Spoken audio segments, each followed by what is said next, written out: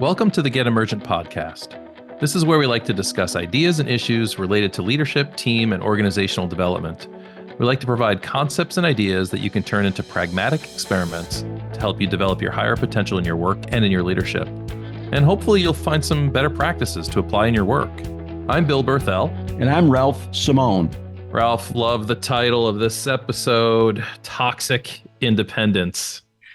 I'm going to stir it up today, Billy. So here's what, years ago, I wrote about the problem with the United States starts with the Declaration of Independence. And it's part of our strength, but when overplayed, this idea of independence, a rugged individualist, we can take it to an extreme. And I was listening to this podcast from New Dimensions Radio, therapist Terry Real, and he talked about when taken to an extreme, he used this term toxic independence.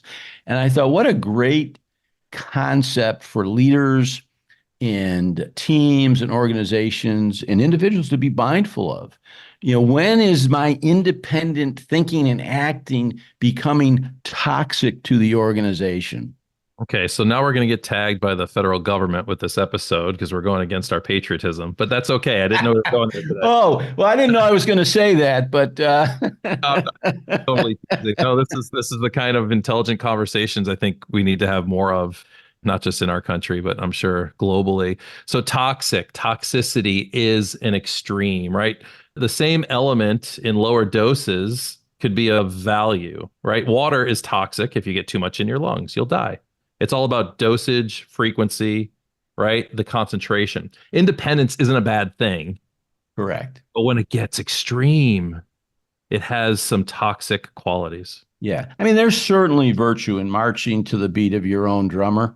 Yeah. And to paraphrase Thoreau, one of America's greatest loners, but the independence at all costs discourse never really sat right with me. Yeah. Well, we're a social species. Our overall health relies on connectivity, interdependency, relationships with others. Yeah, and I think we unknowingly and unwittingly set ourselves up for this. I mean, I think it starts, some examples. If you've been to a high school graduation lately, they isolate, they focus on the two independent high achievers. There's a valedictorian and salutatorian, and I haven't been at a high school graduation where they give an award to the young man or woman who's helped out most of his or her classmates. So we kind of set people up for this independent individual achievement by recognizing it. I'm not sure our systems have the mechanism to measure and be aware of the person helping the most. That might be the first challenge. How would we recognize that student who is being most helpful? We're not even looking for that. No, because we're talking about rugged individualism. We're talking about independence, and we need to be also talking about interdependence, how we're helping one another, how we're creating connections. I had to laugh at the examples that seem to slip under the radar, even how people travel. Everybody's got their own vehicle. People travel separately. I remember years ago, we were doing a team building session. So we had an intact senior leadership team, and we were doing an offsite. It was about 40 miles away. And I just happened to ask the guy, did you guys ride up together? And he looked at me like I had two heads. Like, why would we do that? And I thought, oh, okay, well, why would they do that? But if the idea of being part of a team and collaborating is this relationship building, the time spent traveling together in a vehicle is part of that process of building a team. Absolutely. It provides the vessel, the vehicle, right? The space to have that conversation or connection. It also builds the time, right? So you're talking about utilizing some of these pragmatic opportunities to get more interdependency. There might be some opportunities right in front of us that we're just not taking advantage of. Yeah, and I get the idea. I'm a pretty independent guy. So as you said, we value it. I mean, I used to like driving alone so I could leave when I wanted to. Sure. I used to like driving alone because I didn't drink and I trusted my driving, right? There were reasons to operate independently, but I think we need to kind of look at it and see at what impact it's having on the system.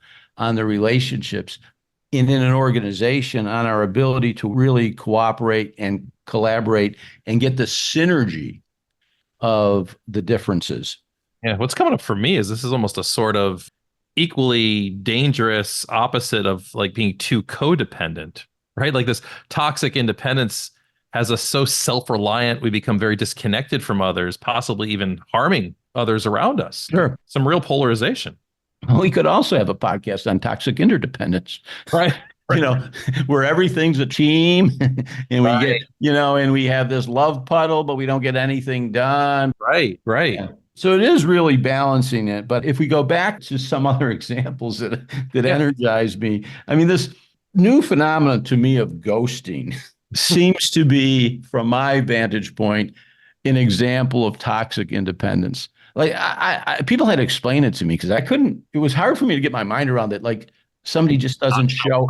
Yep. They just don't show up. And I think the one that really got me the other day was a client of ours who was really excited that 4 of the 5 people that they offered jobs to and had accepted showed up, which means one person accepted the offer but never showed up to work and never let them know that he or she was choosing something different. But the client was excited. They saw that as success because 4 out of 5 did. 80% hit rate. Yeah. And I was thinking to myself, I mean, that's got to be, it's like you're never going to bump into these people, or your decision is completely independent of how it affects, right? If they don't show and they were hiring 5, they still need somebody. Right. And that's where I think we have to realize we're not operating in a vacuum, in that our actions impact other people. And we need to mitigate a little bit of this rugged individualism so that we can communicate our intentions with other people. Yeah, we're really missing the idea that we're part of something bigger, aren't we? I don't love thinking I'm part of a system, but I know I am. And maybe that's where some of my independence comes from. But the idea that we are connected, whether that is through society, our organizations, I'm thinking the ramifications on leadership is that, within our own teams and organizations, those other people are relying on us and we're relying on them. It's the reason we come together in an organization, right? To do more together. I think leaders and organizations have some really unique opportunities to bring potentially very independent people together to be more successful, to really bring their independent thinking to a collaborative place. Absolutely. I had the benefit of working for, I thought, a very enlightened leader by the name of Dick Brereton at Carrier. And at that time, this was in the mid 80s, I was the manager for quality performance for all of North America. We were running a series of quality management systems workshops. And I remember lamenting to him about how one fairly visible senior leader chose not to come to the workshop. And he said, I've had all the training in quality. I already know that. In fact, I could probably be teaching the course. And I was disappointed I wasn't able to get him there. And when I shared my frustration with Dick, he said, neither one of you really understand leadership yet. Because I was a little bit taken aback because I thought this was all about the other guy. And he said, it's not just about what you can get from something when you're a leader, but it's much more important is what you can give to others. And he said, if this guy was so knowledgeable, and because he was so visible in the organization, he had a responsibility to be there. And he goes, that thinking about, from the perspective, he's been there, done that, was really an example of, I think, what the podcast would refer to as toxic independence. Yeah. The contribution of that leader was missed. That's the responsibility to contribute. Yeah. And I think it goes further. I mean, I think this podcast, New Dimensions Radio, put it in perspective for me. One of my favorite movie lines is from the movie Miracle.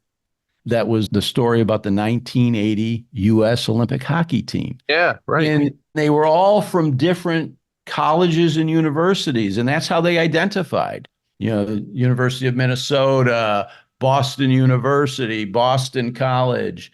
And it wasn't until the captain, Mike Eruzione, finally got it. And He said that he was a member of the U.S. Olympic team, and that prompted Herb Brooks to say, gentlemen, the name on the front of the jersey is a heck of a lot more important than the name on the back. And I think if we were to balance this independence with interdependence, we'd make much better decisions as it relates to our teams, our organizations, our communities, and the world. Oh, absolutely. And there's some modern research in social science and organizational development science. I believe it's called contrast theory, where we have a real opportunity when we bring people, your hockey team analogy reminds me of this. When we bring people from very different backgrounds with very independent, creative thoughts together, we have an opportunity for conflict. We can turn that into purposeful contrast by giving them a clear purpose and mission.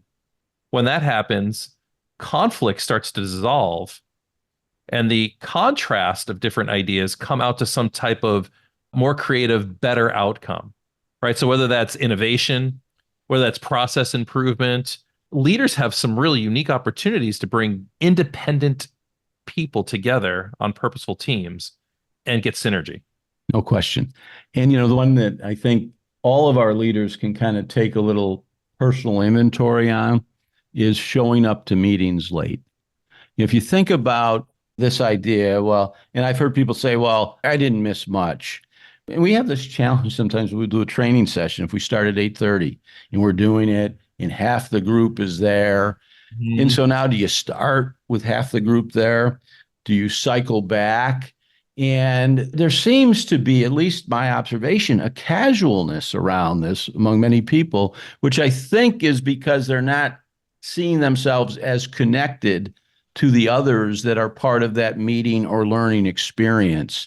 And I think that's a change that all of us can make, is to be very mindful of that when we're attending anything with other people, that independence must be blended with the interdependence. We are, in fact, then part of a system. I love that example, Ralph, and maybe under the title of toxic independence, that's too strong, but that's really a significant irritant in the organization and the team, right? That's something we could practice. Being really responsible and reliable to our peers and our teammates by showing up on time. My conscientiousness or perhaps anal tendencies, I've been told by people that you're the only guy who calls up in advance to let me know you'll be on time. But, when I feel like there's the possibility that I may be holding someone or something up, I feel, the need to communicate because of that interdependent nature, because of there is a connection and I am affecting the system by not being there on the appointed time. Yeah, absolutely. Absolutely. What other ways can we either encourage or maybe inspire leaders to think about reducing the toxicity of potential independence and really harnessing this for good in their organizations? I think one thing is to kind of reflect on one's own behaviors over a course of a week and how many of those are, independent, interdependent, right? How often are you thinking of the system as a whole versus just what's best for you? I mean, I think it comes up in working from home or working in the office. Good. It's certainly more convenient for me. It would have been more convenient for me today to do these podcasts from home because I'm heading for a weekend out of town. But there's a more synergy and we have better equipment when we do it here together, right? And so I think sometimes people are taking it to the extreme. When you're going in the office one day a week, that's really more independent than interdependent thinking in my mind. Yeah, yeah. I often think about the balanced energy and effort being used to relate and achieve. And it is equitable. The research shows that relating and achieving at a balanced level in time and energy is higher performing, especially in leadership. And so I love your idea of reviewing my day or my week. I kind of use that metric. Have I roughly 50-50 related and got things done in my work? I think there's another thing to look at, and we've talked about this in other podcasts, head down, Yeah. overwhelmed, tactical work. I think that's more independent. Probably. Yeah. If we chunk up to more strategic, looking at it from a total systems perspective, I think it's more interdependent. And I think there is a tremendous amount of wasted energy in organizations when we move too much towards this toxic independence. Yeah. So let's watch for that extremeness that could lead to a toxicity around too much independence. Yeah. Ralph, thank you. Yeah, Bill, thank you. Because at the end of the day, we are all connected. And I think that's where this really becomes important. Yeah. And thank you all for listening and being connected to us here at this podcast at Get Emergent. We hope you enjoyed this episode and that you're looking forward to even more. You can listen to a new podcast 2 times every month here at Get Emergent or wherever you listen to your podcasts. And we hope you picked something up that you're going to apply to your leadership and your work. Let us know how that goes by reaching out to support@getemergent.com or directly to me or Ralph. Thanks for listening.